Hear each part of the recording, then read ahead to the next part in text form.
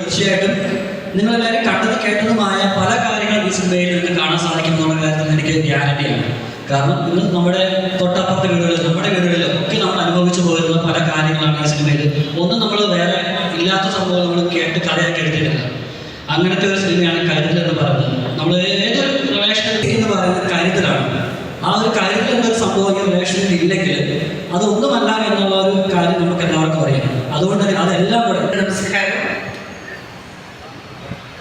ഏറ്റവും പ്രിയപ്പെട്ട ശ്രീ സാബു ജെയിംസ്, പ്രിയപ്പെട്ട ജോമി ജോസ്, എൻ്റെ ഏറ്റവും പ്രിയപ്പെട്ട ശ്രീ ഹരിശ്രീ അശോകൻ, പ്രിയപ്പെട്ട ഷൈജു കേളന്ദ്ര അടക്കം വേണി സാർ അടക്കം ഇവിടെ എത്തിയിരിക്കുന്ന ഈ കരുതൽ സിനിമയുടെ അണിയറ ശില്പികളെ, പ്രിയപ്പെട്ട സഹോദരി സഹോദരന്മാരെ, എല്ലാവരുടെയും പേരും പ്രത്യേക സാഹചര്യങ്ങൾ നടന്നുകൊണ്ടിരിക്കുകയാണ്. അതിനിടയ്ക്ക് ഇവിടെ വരാൻ ചിലപ്പോൾ പറ്റുമോ എന്നറിയില്ല എന്നൊക്കെ പറഞ്ഞിരുന്നെങ്കിലും ഷൈജുവിൻ്റെ ഒരു വിളി അത് വളരെ പ്രത്യേകതയുള്ളതുകൊണ്ടാണ് ഞാൻ തീർച്ചയായിട്ടും എത്തിച്ചേരും എന്ന് പറഞ്ഞത്.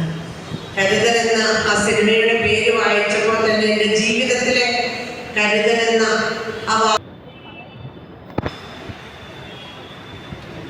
സിനിമയുടെ പേര് എനിക്ക് വളരെ ഇഷ്ടമായി. കരുതൽ വളരെ മനോഹരമായിട്ടുള്ളൊരു പേര്.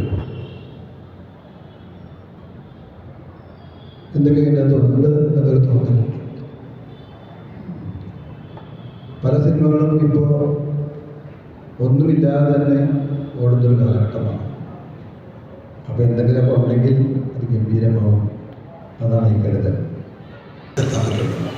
ബ്ലോക്കെല്ലാം മനസ്സിലാക്കിയിട്ടാണ്. അപ്പോൾ അതാണ് നമ്മൾ ഈ പറയുന്ന കരുതൽ എന്ന് പറയുന്നതിന് ഒരുപാട് ഉദാഹരണങ്ങൾ നമുക്ക് പറയാനുണ്ട്. ഇതിൽ വളരെ എനിക്ക് ഇഷ്ടപ്പെട്ട പ്രശാന്ത് വളരെ ഇഷ്ടപ്പെട്ടിരുന്നതാണ്. കാരണം അഭിനയത്തിൽ ഒരു കടത്തരം കാണിക്കാത്ത ഒരു ചെയ്ത വേഷങ്ങളെല്ലാം പല വേഷങ്ങൾ ചെയ്യാനുള്ള ഒരു ഫ്യൂച്ചറാണ്. സിനിമ കാണുമ്പോൾ ഈ കാലം തൊട്ട് നമ്മൾ മനസ്സിലിട്ട് ആരാധിക്കുന്ന ആക്ടേഴ്സിൽ ഏറ്റവും മുൻപന്തിയിൽ നിൽക്കുന്ന ഒരാളാണ് അശോകൻ. എനിക്ക് ഒരുപാട് സന്തോഷമാണ് വിഷ്ണുവിനെ ഞാൻ ആദ്യമായിട്ടാണ് കാണുന്നത്. അല്ല, കണ്ടിട്ടുണ്ട്, പരിചയപ്പെട്ടാണ് സംസാരിച്ചില്ല. അപ്പോൾ ഇത് ജോമി ഇങ്ങനൊരു ചെറിയ സബ്ജക്റ്റാണ് പ്രശാന്തനും ചെയ്യുന്നതെന്ന് ചോദിച്ച് എന്നോട് തോന്നുമ്പോൾ ഞാൻ പറഞ്ഞത് ലീഡ് ക്യാരക്ടറാണെന്ന് ചോദിച്ചപ്പോൾ ലീഡ് ക്യാരക്ടറാണോ. ക്യാമറമാനെ പറ്റിയിട്ടുള്ള ഒരു കരുതൽ ഉള്ളതുകൊണ്ടാണ് ഞാനിവിടെ വന്നത്.